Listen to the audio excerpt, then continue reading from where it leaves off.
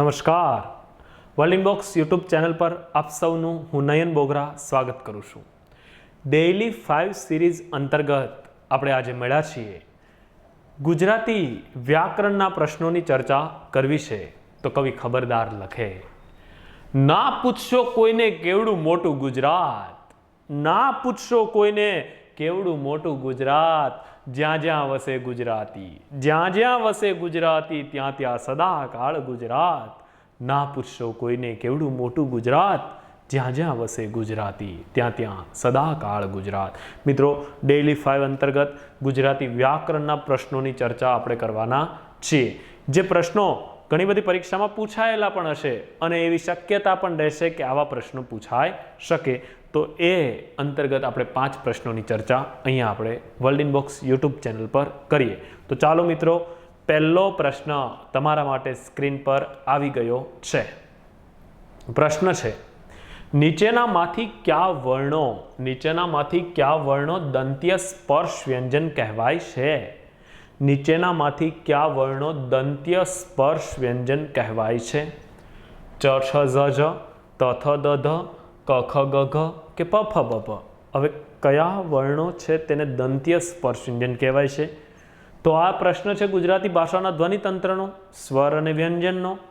વ્યંજનોના જુદા જુદા પ્રકારો પડે છે. એમાંનો એક પ્રકાર એટલે સ્પર્શ વ્યંજન. ગુજરાતી ભાષામાં સ્પર્શ વ્યંજનો ઘણા બધા છે, જેમાં ક ખ ગ ઘ ચ છ જ ઝ ટ ઠ ડ ઢ ત થ દ ધ પ ફ બ ભ આવા 20 સ્પર્શ વ્યંજનો છે. એ સ્પર્શ વ્યંજનો ઉચ્ચારણના આધારે પ્રકારો પડતા હોય છે.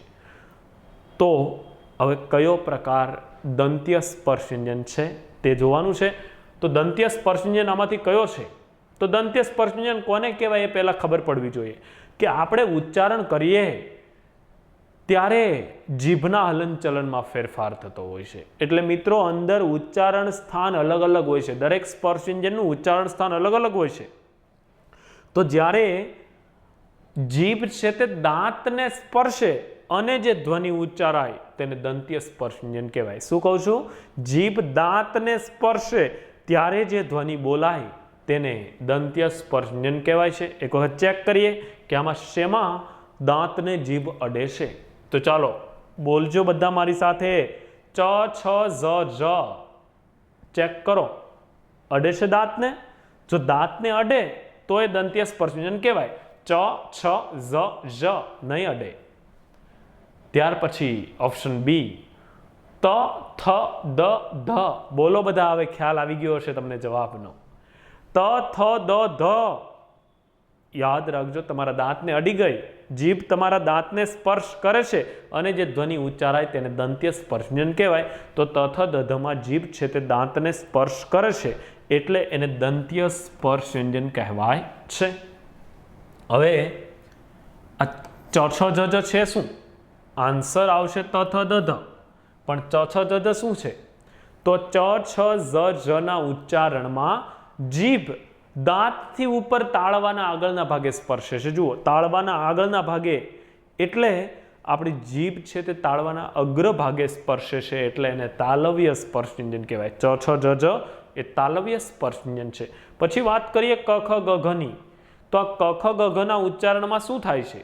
તો ક ખ ગ ઘના ઉચ્ચારણમાં આપણી જીભ પાછળથી ઊંચી થશે. જુઓ, જીભ અંદરથી ઊંચી થશે. જીભ પાછળથી ઊંચી થાય અને કંઠને સ્પર્શે છે. જીભ પાછળથી ઊંચી થઈને કંઠને સ્પર્શે છે એટલે મિત્રો એને કંઠ્ય સ્પર્શ વ્યંજન કહેવાય છે. ક ખ ગ ઘ એ કંઠ્ય સ્પર્શ વ્યંજન છે. ત્યાર પછી વાત કરીએ પ ફ બ ભની. પ ફ બ ભમાં શું થાય છે? બોલો તો ખબર પડે. પ ફ બ ભ. પ ફ બ ભ. પ ફ બ ભના ઉચ્ચારણમાં નીચલો હોઠ ઉપલા હોઠને સ્પર્શે છે એટલે હોઠનો સ્પર્શ થાય છે. એટલે મિત્રો, આ પ ફ બ ભ છે તેને ઓષ્ઠ્ય સ્પર્શ વ્યંજન કહેવાય છે. સંસ્કૃત ભાષામાં એક મહાકવિ દંડી નામના સર્જક થઈ ગયા. આ દંડી સર્જકે દશકુમાર ચરિતમ નામનું એક પુસ્તક આપ્યું છે. હવે દશકુમાર ચરિતમમાં એક વૃત્તાંત છે, મંત્રગુપ્ત વૃત્તાંત. એ વૃત્તાંતમાં આખા એ નાયક હતો ને, એનો હોઠ છે તે તૂટી ગયેલો. એટલે પ ફ બ ભ મ આ હોઠ ના હોય ને તો તમે પરફેક્ટ બોલી શકો નહીં. તો ઓઠ તૂટી ગયેલો. હવે પફ બફ બોલાય નહીં. હવે દંડીએ નાયકનો ઓઠ કાપી નાખ્યો છે, તૂટી ગયો છે, તો એ પફ બફ કેવી રીતે બોલી શકે? એટલે મિત્રો એ આખો વૃત્તાંત છે ને એમાં ક્યાંય પફ બફ અક્ષર ન આવે. દંડીનું દશકુમાર ચરિતમ છે એના એક વૃત્તાંતમાં ક્યાંય પફ બફ વર્ણ આવતા નથી. આવી રીતે આ પ્રશ્નનો જવાબ યાદ રાખજો કે દંત્ય સ્પર્શવ્યંજન કયો છે? તો ત થ દ ધ, કેમ કે તેના ઉચ્ચારણમાં જીભ દાંતને સ્પર્શે છે. ચાલો મિત્રો બીજો પ્રશ્ન જોઈએ. તો બીજો પ્રશ્ન છે, ભાવનગરમાં વર્લ્ડ ઇનબોક્સ પબ્લિકેશન આવેલ છે. ભાવનગરમાં વર્લ્ડ ઇનબોક્સ પબ્લિકેશન આવેલ છે. રેખાંકિત શબ્દના કૃદંતનો પ્રકાર જણાવો. હવે કયા શબ્દ ઉપર નીચે અંડરલાઈન કરેલી છે? તો જુઓ, રેખાંકિત શબ્દ કયો છે? આવેલ. આવેલ શબ્દ છે એ આવેલ શબ્દ કયો કૃદંત આવે છે? કે ભાવનગરમાં વર્લ્ડ ઇનબોક્સ પબ્લિકેશન આવેલ છે. રેખાંકિત શબ્દના કૃદંતનો પ્રકાર જણાવો. તો હવે આવેલમાં કયો પ્રત્યય લાગેલો છે? તો તમારા મનમાં તરત જ એવું આવી જવું જોઈએ કે સાહેબ આવેલમાં એલ પ્રત્યય લાગેલ છે. કયો? જુઓ, એલ પ્રત્યય છે અહીંયા, એલ. આ એલ પ્રત્યય લાગેલ છે. હવે તમને ખ્યાલ આવી જવો જોઈએ કે એલ પ્રત્યય છે તે કયા કૃદંતમાં આવે? તો તરત જ તમારા મનમાં જવાબ આવી ગયો હોય કે સાહેબ એલ પ્રત્યય ભૂતકૃદંતમાં આવે. શેમાં આવે? ભૂતકૃદંતમાં આવે. તો જવાબ છે ભૂતકૃદંત. એલ પ્રત્યય તો ભૂતકૃદંતમાં આવે, સાથે સાથે બીજો કયો પ્રત્યય આવે છે? ચાલો એ કયો. તો બીજો પ્રત્યય આવશે ય. આ ય અને એલ પ્રત્યય ભૂતકૃદંત છે. તો આ બંને વચ્ચે ફેર શું? કે હું ભાવનગરમાં આવેલ છું અને હું ભાવનગરમાં આવ્યો હતો. આ બંને વચ્ચે ફેર શું? તો ય પ્રત્યય છે ને એ ખાસ યાદ રાખજો મિત્રો. ય પ્રત્યય નજીકનો ભૂતકાળ દર્શાવે. કે હું એક અઠવાડિયા પહેલા ભાવનગરમાં આવ્યો હોય તો હું શું કહું? કે હું ભાવનગરમાં આવ્યો હતો, પણ 5 વર્ષ પહેલા હું ભાવનગર આવેલો હોય અને ફરી પાછો આવ્યો હોય તો હું શું કહું? હું ભાવનગરમાં આવેલ છું. ભાવનગરમાં આવેલ છું. એટલે ય પ્રત્યય નજીકનો ભૂતકાળ અને એલ પ્રત્યય છે તે દૂરનો ભૂતકાળ દર્શાવે છે. ય પ્રત્યય નજીકનો ભૂતકાળ અને એલ પ્રત્યય દૂરનો ભૂતકાળ દર્શાવે છે. હવે ઓપ્શનમાં બીજા કૃદંતના નામ આપેલા છે, તો એના કયો પ્રત્યય લાગે છે તેની વાત કરી લઈએ. વર્તમાન કૃદંત. હવે વર્તમાન કૃદંત કયો પ્રત્યય? ત પ્રત્યય વર્તમાન કૃદંતમાં હોય છે. ખાસ ધ્યાનમાં લેજો. ત પ્રત્યય વર્તમાન કૃદંત. ભવિષ્ય કૃદંત કયો પ્રત્યય લાગે છે? તો નાર પ્રત્યય લાગે અને ક્યારેક ભાગ્યે વાનો પ્રત્યય લાગે, બાકી મોટા ભાગે નાર. બરાબર, નાર પ્રત્યય લાગે. કે પરીક્ષામાં વાંચનારા પાસ થશે. ભવિષ્ય કૃદંત છે. પરીક્ષામાં વાંચનારા પાસ થશે. તો નાર પ્રત્યય લાગ્યો, તો ભવિષ્ય કૃદંત છે. ક્યારેક વાનો પ્રત્યય લાગે. શું કહું છું? વાનો. ક્યારેક ભાગ્યે. કે મેં વાંચવાનો નિશ્ચય કર્યો, જે હંમેશા આપણે નિશ્ચય કરીએ છીએ પછી કશું કરતા નથી. કે મેં વાંચવાનો નિશ્ચય કર્યો, તો આ વાનો એ હજુ શું કર્યું છે? વાંચવાનો નિશ્ચય કર્યો એટલે વાંચવાનો છે, હજુ અત્યારે કશું કરતો નથી. આ તો ભવિષ્યમાં વાંચશે. તો ક્યારેક વાનો પ્રત્યય લાગે. અને સંબંધક ભૂતકૃદંત. ઈ અને ઈને પ્રત્યય છે સંબંધક ભૂતકૃદંત. ઈ અને ઈને ભૂતકાળ સાથે સંબંધ દર્શાવે એટલે એને સંબંધક ભૂતકૃદંત કીધું. કે ભૂતકાળમાં એક ક્રિયા ઓલરેડી પૂરી થઈ ગઈ છે, તે ક્રિયાને વર્તમાનમાં ચાલતી ક્રિયા સાથે સંબંધ સ્થાપિત કરી આપવાનું કામ સંબંધક ભૂતકૃદંત કરે છે. એટલે સંબંધ સ્થાપવાનું કામ સંબંધક ભૂતકૃદંત કરે છે. ઈ અને ઈને પ્રત્યય. કે હું વાંચીને લખું છું. હું વાંચીને લખું છું. ઈને પ્રત્યય. જો હું વાંચીને લખું છું, ઈને પ્રત્યય. વાંચવાની ક્રિયા પૂરી કરી, હવે તો કઈ ક્રિયા ચાલુ છે? તો લખવાની ક્રિયા ચાલુ છે. હું વાંચીને લખું છું. ઈને પ્રત્યય સંબંધક ભૂતકૃદંત. ઈ પ્રત્યય પણ ક્યારેક લાગે. આપણે નવરાત્રિમાં એક ગીત સાંભળ્યું હોય કે હું તો કાગળિયા લખી લખી થાકી, કાનુડા તારા મનમાં નથી. તો હું તો કાગળિયા લખી લખી થાકી. જુઓ, ઈ પ્રત્યય છે, લખી લખી.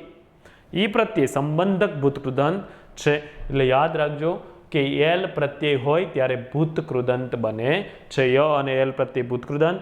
ત પ્રત્યય વર્તમાન કૃદંત. ભવિષ્ય કૃદંત વાનો અને નાર પ્રત્યય. સંબંધક ભૂતકૃદંત ઈ અને ઈને. સામાન્ય અથવા વિદ્યાર્થ કૃદંત વ અને હેત્વર્થ કૃદંત વા. બરાબર છે? આ કૃદંતના પ્રકારો છે. ત્યાર પછીનો પ્રશ્ન જોઈએ તો ત્યાર પછીનો પ્રશ્ન છે, નીચેનામાંથી કયું સામાસિક પદ તત્પુરુષ સમાસને લાગુ ન પડે? હવે તત્પુરુષ સમાસમાં આવવાનું છે. નીચેનામાંથી કયું સામાસિક પદ તત્પુરુષને લાગુ ન પડે? જોઈએ કયા ઓપ્શન છે. વનશ્રી, પથભ્રષ્ટ, મહત્વકાંક્ષા, વહુઘેલો. હવે 4 શબ્દો વનશ્રી, પથભ્રષ્ટ, મહત્વકાંક્ષા, વહુઘેલો. હવે પહેલા તો તત્પુરુષ સમાસ કોને કહેવાય એ સમજવું પડશે. યાદ રાખજો મિત્રો, તત્પુરુષ સમાસ વિભક્તિના પ્રત્યયથી જેનો વિગ્રહ કરવો પડે તેને તત્પુરુષ સમાસ કહેવાય છે. વિભક્તિના પ્રત્યયથી જે સમાસનો વિગ્રહ થાય તેને તત્પુરુષ સમાસ કહેવાય છે. વિભક્તિના પ્રત્યય એ, ને, થી, માં, ના, ની, નું, નો. એ, ને, થી, માં, ના, ની, નું, નો. હવે 5 વિભક્તિના પ્રત્યય છે. એ, ને, થી, માં, ના, ની, નું, નો. વિભક્તિના 5 પ્રત્યય છે. એ, ને, થી, માં, ના, ની, નું, નો. આ અનુગો છે. આ ઉપરાંત વડે, દ્વારા, વતી, થકી, માટે, વાસ્તે, કાજે, આ બધા વિભક્તિના પ્રત્યય. વિભક્તિના પ્રત્યયથી જે સમાસનો વિગ્રહ કરીએ તેને તત્પુરુષ સમાસ કહેવાય. હવે કોનો વિગ્રહ કેનાથી થાય એ પહેલાં તો આપણે જોવું પડશે. વનશ્રી તો વિગ્રહ કરવો પડે. હવે વનશ્રીનો વિગ્રહ શું થાય? વન એટલે વન અને શ્રી એટલે મિત્ર શોભા. શ્રી એટલે શોભા. હવે વનશ્રીનો વિગ્રહ શું થશે? તો વનની શોભા. ની વિભક્તિનો પ્રત્યય છે ભાઈ, આ તત્પુરુષ છે, આ સાચું છે, બરાબર છે. આ તત્પુરુષને લાગુ પડે છે કે વનની શોભા. બીજું ઉદાહરણ જોઈએ, પથભ્રષ્ટ. આ વનની શોભા સંબંધ તત્પુરુષ થયું. પથભ્રષ્ટ તો પથભ્રષ્ટનો વિગ્રહ શું થશે? પથમાંથી ભ્રષ્ટ, પથથી છૂટો પડી ગયો, રસ્તો છૂટો પડી ગયો, રસ્તાથી, માર્ગમાંથી ભ્રષ્ટ થઈ ગયો. પથભ્રષ્ટ, પથ એટલે રસ્તો, માર્ગ, માર્ગમાંથી છૂટો પડ્યો. અપાદાન તત્પુરુષ છે પથમાંથી ભ્રષ્ટ અથવા તો પથથી ભ્રષ્ટ. પથમાંથી છૂટો પડી ગયો, પથભ્રષ્ટ, તો આ અપાદાન તત્પુરુષ છે. ત્યાર પછી લઈએ મહત્વકાંક્ષા. મહત્વકાંક્ષાનો વિગ્રહ શું થશે? તો આ તકલીફ છે સાહેબ. મહત્વકાંક્ષાનો વિગ્રહ કેમ થાય એમાં થોડી તકલીફ છે. અમે તો કરીએ મહત્વની આકાંક્ષા, પણ ના થાય મિત્રો. મહત્વની આકાંક્ષા થશે નહીં. મહત્વકાંક્ષાનો વિગ્રહ શું થાય? તો મહત્વ પ્રાપ્ત કરવાની આકાંક્ષા. જો યાદ રાખજો, મહત્વ પ્રાપ્ત કરવાની આકાંક્ષા, મહત્વકાંક્ષા. મહત્વ પ્રાપ્ત કરવાની આકાંક્ષા તો સારું, મહત્વ અને આકાંક્ષા બંનેની વચ્ચે ઘણા બધા શબ્દો આવી જાય છે. પ્રાપ્ત કરવાની તો આને કહેવાય મધ્યમપદલોપી સમાસ. એટલે આન્સર આવશે મહત્વકાંક્ષા. કેમ કે મધ્યમપદલોપી સમાસ છે મહત્વકાંક્ષા. મહત્વ પ્રાપ્ત કરવાની આકાંક્ષા. ત્યાર પછી આગળનું ઉદાહરણ જોઈએ, વહુઘેલો. આપણે ઘણી વખત આપણા સામાજિક વ્યવહારમાં આવો મિત્રોને કે કોઈ આપણો નાનો ભાઈ હોય કે આવા બધાને કહેતા હોઈએ છીએ કે આ તો હારો વહુઘેલો છે. વહુઘેલો એટલે વહુમાં ઘેલો. સ્થળ બતાવે છે, અધિકરણ તત્પુરુષ થાય. સ્થળ બતાવે છે, અધિકરણ તત્પુરુષ, વહુઘેલો, વહુમાં ઘેલો. ઘણાને આપણે માનો ઘેલો કહીએ છીએ, મામાં ઘેલો હોય અને માં ઘેલો અથવા તો માવડીઓ કહીએ છીએ. તો આ વહુમાં ઘેલો હોય તે વહુઘેલો, અધિકરણ તત્પુરુષ. તો આ 3 ઉદાહરણો તત્પુરુષ સમાસના છે. માત્ર આ મહત્વકાંક્ષા એ મધ્યમ પદલોપી સમાસનું ઉદાહરણ છે. એટલે કયું સામાસિક પદ તત્પુરુષ સમાસને લાગુ ના પડે? તો મહત્વકાંક્ષા. તો કોને લાગુ પડે? મધ્યમ પદલોપી સમાસને, કે વચ્ચેથી એક કે તેથી વધારે પદો લોપ પામે અને વિગ્રહ વખતે તેને ઉમેરવા પડે, તેને કહેવાય મધ્યમ પદલોપી સમાસ. ત્યાર પછીના પ્રશ્નની ચર્ચા કરીએ. આ બધા સમાસની ચર્ચા મિત્રો આપણે વર્લ્ડ ઇનબોક્સ માય ક્લાસ એપમાં વિગતે કરેલી છે. ત્યાર પછીનો પ્રશ્ન છે, વાછરડું ઘાસ ચરે છે. જુઓ, વાછરડું ગાયનું બચ્ચું, વાછરડું ઘાસ ચરે છે. આ વાક્યનું કર્મણીમાં રૂપાંતર કરો. અત્યંત મહત્વનો ટોપિક. કે કોઈ પણ પરીક્ષા હોય, વ્યાકરણ સિલેબસમાં હોય તો એમાં એકાદો પ્રશ્ન તો આ વાક્યના પ્રયોગવાળો પૂછાય. કર્તરી, કર્મણી, પ્રેરક, પુનઃ પ્રેરક કે ભાવે પ્રયોગ. હવે આ વાક્યનું આપણે કર્મણી વાક્ય બનાવવાનું છે. વાછરડું ઘાસ ચરે છે, કર્તરી વાક્ય છે. એનું કર્મણીમાં રૂપાંતર કેવી રીતે કરવું? તો જુઓ, મહેશ વાછરડાને ઘાસ ચરાવે છે.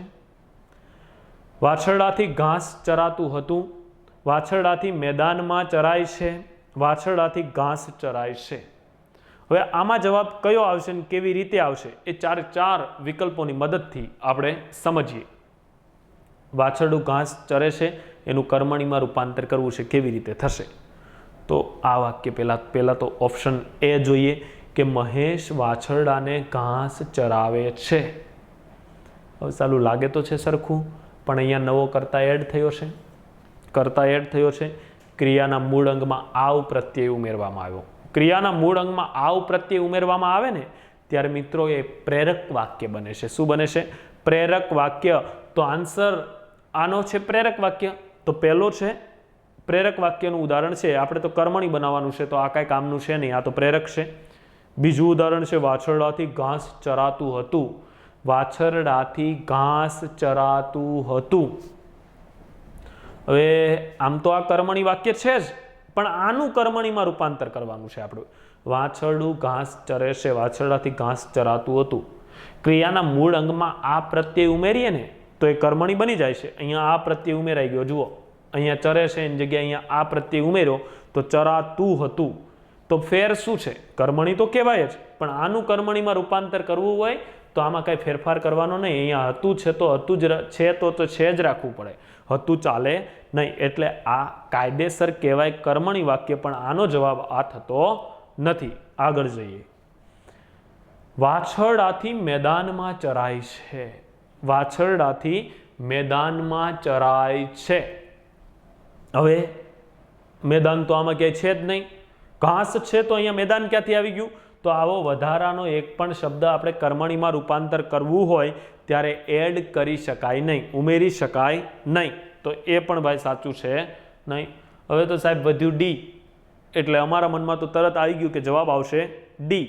જુઓ, વાછરડું ઘાસ ચરે છે, તો આન્સર છે વાછરડાથી ઘાસ ચરાય છે. ક્રિયાના મૂળ અંગમાં આ પ્રત્યય ઉમેર્યો અને કર્તાને મળતો આવતો અનુક કે નામયોગી મૂકવામાં આવ્યો, એટલે કર્તરીમાંથી કર્મણી વાક્ય બની જાય છે.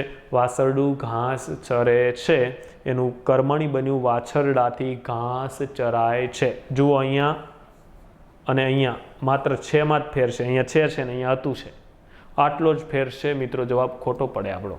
આપણા મનમાં હોય કે આ બી જવાબ છે, નહીં, જવાબ છે ડી. વાછરડાથી ઘાસ ચરાય છે. આ કર્તરીનું આપણે બનાવ્યું કર્મણી. એટલે કર્તરીમાંથી કર્મણી બનાવવું હોય તો ક્રિયાના મૂળ અંગમાં આ પ્રત્યય ઉમેરવાનો. પ્રેરક વાક્ય બનાવવું હોય તો આવ પ્રત્યય ઉમેરવાનું. પુનઃ પ્રેરક વાક્ય બનાવવું હોય તો આવ ઉમેર્યા પછી ડાવ અથવા તો રાવ પ્રત્યય ઉમેરવામાં આવે છે. અને ભાવે પ્રયોગે અકર્મક રચના છે, એટલે કે એમાં ક્યાંય કર્મ હોતું નથી. કે વાછરડું ઘાસ ચરે છે, ભાવે પ્રયોગ વાછરડાથી ચરાય છે. અકર્મ, ઘાસ નીકળી જાય. શું પૂછતા કર્મ મળે છે આપણને? ઘાસ નીકળી ગયું. અકર્મક રચના છે, ભાવે પ્રયોગ. ચાલો, આ હતું કર્તરી કર્મણી વાળી વાત. આગળનો પ્રશ્ન જોઈએ. તરણા ઓથે ડુંગર, ડુંગર કોઈ દેખે નહીં. તરણા ઓથે ડુંગર, ડુંગર કોઈ દેખે નહીં. તીરાની આ કાફીમાં કયો શબ્દાલંકાર છે? તરણા ઓથે ડુંગર, ડુંગર કોઈ દેખે નહીં. તીરાની આ કાફીમાં કયો શબ્દાલંકાર છે? હવે ધીરા ભગતે ગુજરાતી ભાષામાં શ્રેષ્ઠ કાફીઓ રચેલી છે. વડોદરા જિલ્લાના ગોઠડા ગામના વતની આ ધીરા પ્રતાપ બારોટ શ્રેષ્ઠ કાફીઓ લખે છે. તો એમની આ કાફી પંક્તિ છે, તરણા ઓથે ડુંગર, ડુંગર કોઈ દેખે નહીં. કાફી છે તે 5 પંક્તિ કાફીમાં હોય. કયો અલંકાર છે? વર્ણાનુપ્રાસ, શબ્દાનુપ્રાસ, અંત્યાનુપ્રાસ કે આંતરપ્રાસ? શબ્દાલંકારના 4 પ્રકારો છે. આ 4 ઉદાહરણમાં આપેલા છે. વર્ણાનુપ્રાસ, શબ્દાનુપ્રાસ, અંત્યાનુપ્રાસ ને આંતરપ્રાસ. તો હવે આમાંથી આપણે નક્કી કરવાનું છે તે કયો જવાબ આવશે? તરણા ઓથે ડુંગર, ડુંગર કોઈ દેખે નહીં. પ્રાસ ક્યાં મળે છે? જુઓ તમે, પ્રાસ ક્યાં મળે છે? આ પંક્તિ એક વખત વાંચો અને વિચારો કે પ્રાસ કઈ જગ્યાએ મળે છે. તરણા ઓથે ડુંગર, ડુંગર કોઈ દેખે નહીં. હવે જુઓ, અહીંયા ડુંગરનો પ્રાસ મળશે. અહીંયા ડુંગર છે ને અહીંયા ડુંગર છે. હવે આ પહેલી પંક્તિ એટલે પહેલું ચરણ છે. પહેલા ચરણના અંતે અને બીજા ચરણના આરંભે પ્રાસ મળે છે. કે તરણા ઓથે ડુંગર, ડુંગર કોઈ દેખે નહીં. એટલે મિત્રો પહેલા ચરણના અંતે અને બીજા ચરણના આરંભે જ્યારે પ્રાસ મળતો હોય ત્યારે આંતરપ્રાસ અલંકાર બને છે. આંતરપ્રાસ જવાબ આવશે આંતરપ્રાસ. આ જ પંક્તિ મિત્રો જુદી રીતે પણ પૂછી શકે છે. જેમ કે અહીંયા લખે આટલું કે તરણા ઓથે ડુંગર, અહીંયા ડુંગર શબ્દ આવી ગયો, બરાબર છે, ડુંગર. પછી અહીંયાથી બીજી લાઈન ચાલુ કરે, તરણા ઓથે ડુંગર, પછી પાછું અહીંયા લખે કે ડુંગર કોઈ દેખે નહીં, તો અહીંયા પણ ડુંગર હોય. ડુંગર અહીંયા છે, અહીંયા પણ હોય, તો પણ પ્રથમ ચરણના અંતે અને બીજા ચરણના આરંભે પ્રાસ મળે છે. આ જુદી જુદી રીતે પ્રશ્નો પૂછી શકતા હોય છે. એટલે પ્રથમ ચરણના અંતે ડુંગર છે અને બીજા ચરણના આરંભે પણ ડુંગર છે, એટલે ડુંગરનો પ્રાસ મળે છે. એટલે જવાબ આવશે આંતરપ્રાસ. હવે બીજા ઉદાહરણો તમને બધાને ખબર છે. નરસિંહ મહેતાનું વિદ્યા ભણ્યો જેહ તેહ ઘેર વૈભવ રૂડો, જેહ તેહનો પ્રાસ મળે છે. વિદ્યા ભણ્યો જેહ તેહ ઘેર વૈભવ રૂડો. આ ઉપરાંત મહેતાજી આવ્યા લાવ્યા પ્રસાદ ને કર્યો ઉત્સવ. આવ્યા લાવ્યાનો પ્રાસ છે, મહેતાજી આવ્યા લાવ્યા પ્રસાદ ને કર્યો ઉત્સવ. તો આ આંતરપ્રાસ છે. આ ત્રણ અલંકાર જોઈ લઈએ. શબ્દ અલંકારમાં વર્ણાનુપ્રાસ કોને કહેવાય? તો એકનો એક વર્ણ પુનરાવર્તિત થાય, એકનો એક વર્ણ પુનરાવર્તિત થાય ત્યારે વર્ણાનુપ્રાસ અલંકાર બને છે. એક પરાપૂર્વથી તમારા મનમાં ઉદાહરણ ચાલ્યું આવતું હશે કે કામિની કોકિલા કેલી કુજન કરે સાગરે ભાસતી ભવ્ય ભરતી, કનો પ્રાસ મળે છે. જનની જોડ સખી નહીં જડે રે લોલ, જનો પ્રાસ મળે છે. તો આને કહેવાય વર્ણાનુપ્રાસ. પછી પેલા રમૂજી ઉદાહરણો કે કાકાએ કાકીને કાચના કબાટમાંથી કાચી કેરીનું કચુંબર કાઢવા કહ્યું, શેનો પ્રાસ મળે છે? તો ક ચંદુવાળું ઉદાહરણ પણ તમને ખબર છે કે ચંદુ કે ચાચા ને ચંદુ કી ચાચી છે. ચાંદની ચોક મેં ચાંદી કી ચમચી છે, ચટની ચટાઈ, ચનો પ્રાસ મળે છે. તો આ વર્ણનો પ્રાસ મળતો હોય તે વર્ણાનુપ્રાસ. શબ્દાનુપ્રાસ, એકનો એક શબ્દ અથવા તો એક સરખા ઉચ્ચારણ વાળો શબ્દ પુનરાવર્તિત થાય તો એ શબ્દાનુપ્રાસ બની જાય છે. શબ્દનો પ્રાસ મળે તે શબ્દાનુપ્રાસ. જેમ કે દલપતરામની કવિતા છે, ગાયક ન લાયક તું ફોગટ ફૂલાણો, ગાયક ન લાયક તું ફોગટ ફૂલાણો. ગાયક લાયકનો પ્રાસ મળે, શબ્દનો પ્રાસ છે, તો શબ્દાનુપ્રાસ છે. ગાયક ન લાયક તું ફોગટ ફૂલાણો.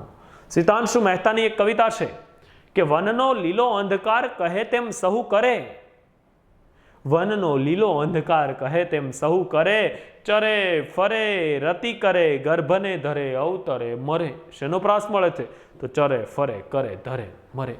રમેશ પારેખની કવિતા છે, સર સર કરત પવન વન વન તન પર ન ઉર શીશ ઠરત, જટપટ નટખટ અલ્લક લટ નટ.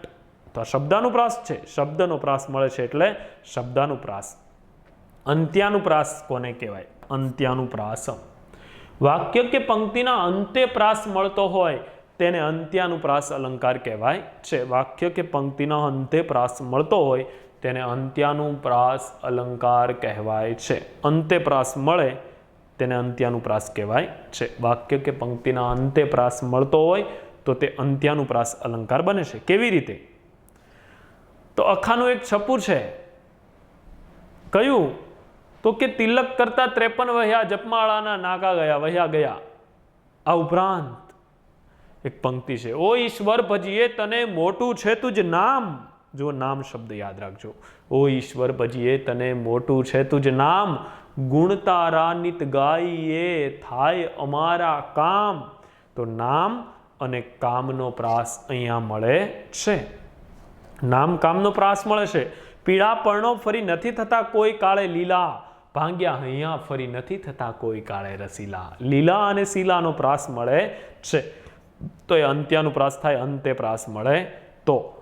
આ તો તરણાઓથે ડુંગર આંતરપ્રાસ અલંકાર. તરણાઓથે ડુંગર, ડુંગર કોઈ દેખે નહીં, ડુંગરનો પ્રાસ મળે છે. તો અહીંયા જવાબ આવશે આંતરપ્રાસ. આ હતા મિત્રો ડેઇલી 5 પ્રશ્નોની જે સિરીઝ ચાલે છે તે અંતર્ગત આજે ગુજરાતી વ્યાકરણના પ્રશ્નોની ચર્ચા કરી. આવી રીતે સંપૂર્ણપણે વિગતે ગુજરાતી વ્યાકરણની વાત આપણે વર્લ્ડ ઇનબોક્સ માય ક્લાસમાં કરેલી છે. તો વર્લ્ડ ઇનબોક્સ માય ક્લાસમાં હું આપ સૌની રાહ જોઈ રહ્યો છું. આપ સૌ મિત્રો વર્લ્ડ ઇનબોક્સ માય ક્લાસમાં જોડાજો અને સંપૂર્ણપણે ગુજરાતી વ્યાકરણ અને સાહિત્યની વાત તેમાં વિગતે કરવામાં આવેલી છે. એકદમ સરળ શૈલીમાં સંપૂર્ણ વ્યાકરણ તેમાં ભણાવવામાં આવશે. તો આપ સૌ આવજો એવી આશા સાથે થેન્ક યુ સો મચ.